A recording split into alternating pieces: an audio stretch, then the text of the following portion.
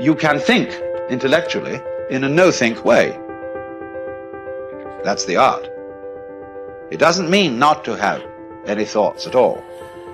It means not to be fooled by thoughts, not to be hypnotized by the forms of speech and images that we have for the world, not to be hypnotized by them into thinking that that is the way the world really is.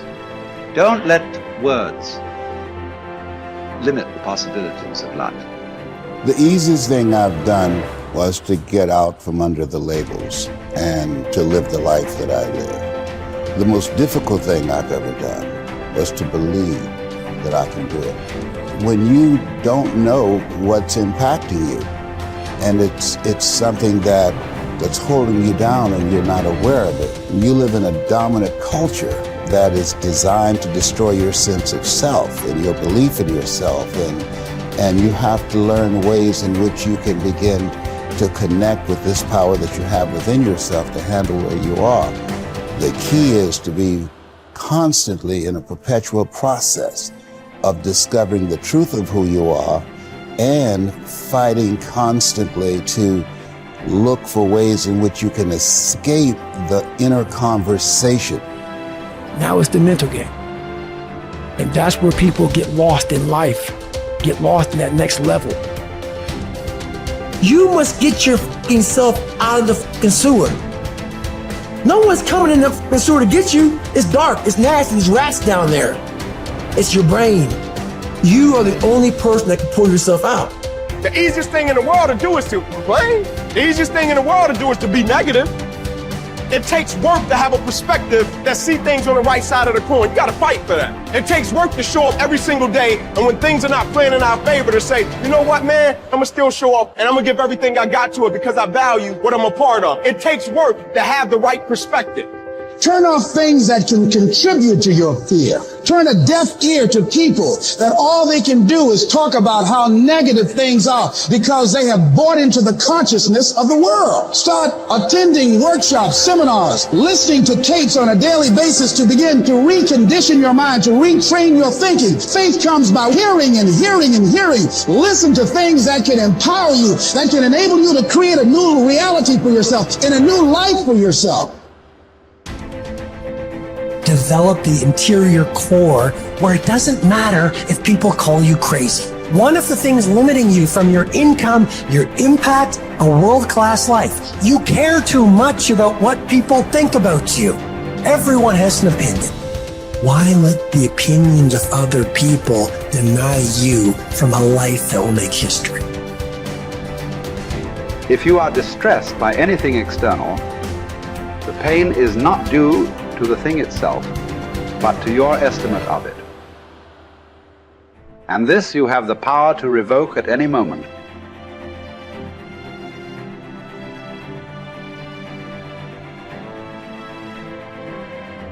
To Epictetus, all external events are determined by fate and are thus beyond our control, but we can accept whatever happens calmly and dispassionately. Individuals, however, are responsible for their own actions, which they can examine and control through rigorous self-discipline.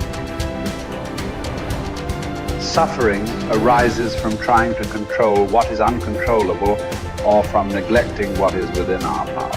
As part of the universal city that is the universe, human beings have a duty of care to all fellow humans. The person who followed these precepts would achieve happiness. If you choose, you are free. If you choose, you need blame no man, accuse no man. All things will be at once according to your mind and according to the mind of God.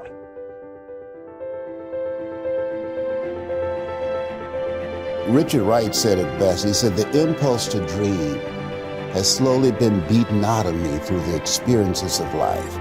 So when you live in a culture that is designed to destroy your sense of self, where you are marginalized, where you have a feeling of being hopeless and powerless, and you're terrorized.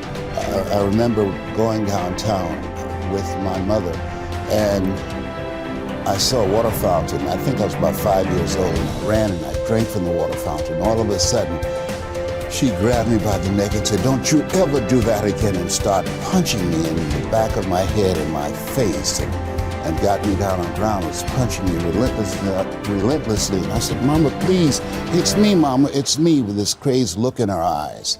And then a white policeman came, and he had a nightstick in his hand. He was hitting it in his left hand. He said, "Okay, all right, you beat that little nigger boy enough. Now, I won't have to beat him with this nightstick." And he walked away laughing.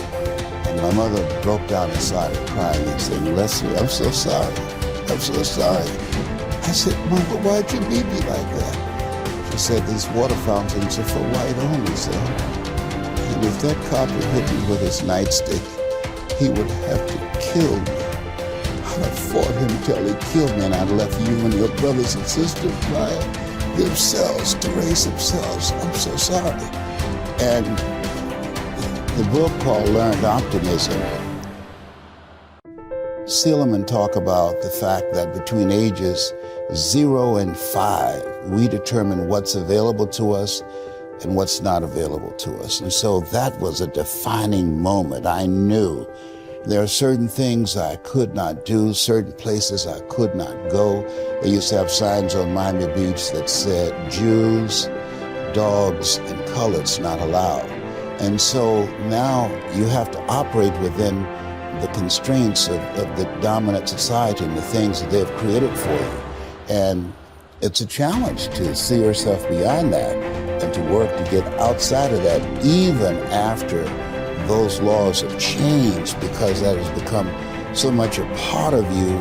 You unconsciously operate within the parameters of what has been put in place. Like you're driving on the expressway, the 405, and you'll get off on an exit that you weren't going in that direction, but you unconsciously did it because you've done it so many times that many people, because they're not making a conscious, deliberate, determined effort to think outside of what life has thrown at them, they end up doing the same thing over and over and over again. Einstein said that thinking that has brought me this far has created some problems that this thinking can't solve.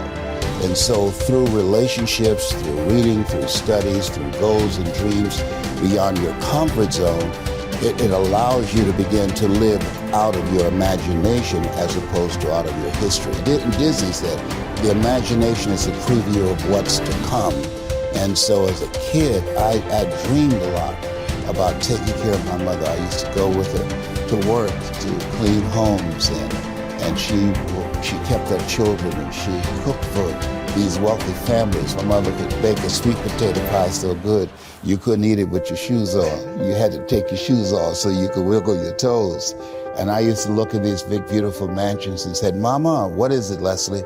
When I become a man, I'm going to buy you a big, beautiful home just like this." "Oh, you don't have to do this." I said, "I know, but you didn't have to adopt us either."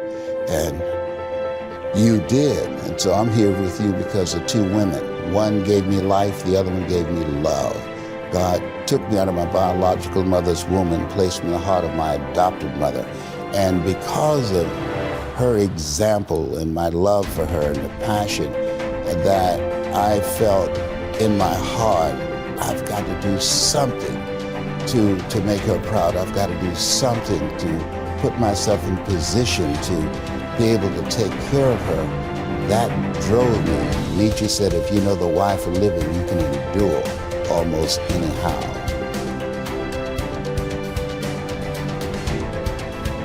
You journey to Olympia to see the work of Phidias. And each of you holds it a misfortune not to have beheld these things before you die. Whereas when there is no need even to take a journey, but you are on the spot with the works before you, have you no care to contemplate and study these? Will you not then perceive either who you are or unto what end you were born, or for what purpose the power of contemplation has been bestowed on you? Well, but in life there are some things disagreeable and hard to bear. And are there none at Olympia? Are you not scorched by the heat? Are you not cramped for room? Have you not to bathe with discomfort? Are you not drenched when it rains? Have you not to endure the clamor and shouting and such annoyances as these? Well, I suppose you set all this over against the splendor of the spectacle and bear it patiently. What then? Have you not received greatness of heart, received courage, received fortitude? What care I, if I am great of heart, for aught that can come to pass? What shall cast me down or disturb me? What shall seem painful? Shall I not use the power to the end for which I received it, instead of moaning and wailing over what comes to pass? If I show you that you lack just what is most important and necessary to happiness, that hitherto your attention has been bestowed on everything rather than that which claims it most, and to crown all, that you know neither what God nor man is, neither what good or evil is, why, that you are ignorant of everything else, perhaps you may bear to be told. But to hear that you know nothing of yourself, how could you submit to that? How could you stand your ground and suffer that to be proved? Clearly not at all. You instantly turn away in wrath. Yet what harm have I done to you? Unless indeed the mirror harms the ill-favored man by showing him to himself just as he is. Unless the physician can be thought to insult his patient when he tells him, "Friend, do you suppose there is nothing wrong with you? While you have a fever, eat nothing today, and drink only water." Yet no one says, "What an insufferable insult." Whereas if you say to a man, "Your desires are inflamed, your instincts of rejection are weak and low, your aims are inconsistent, your impulses are not in harmony with nature, your opinions are rash and false," he forthwith goes away and complains that you have insulted him.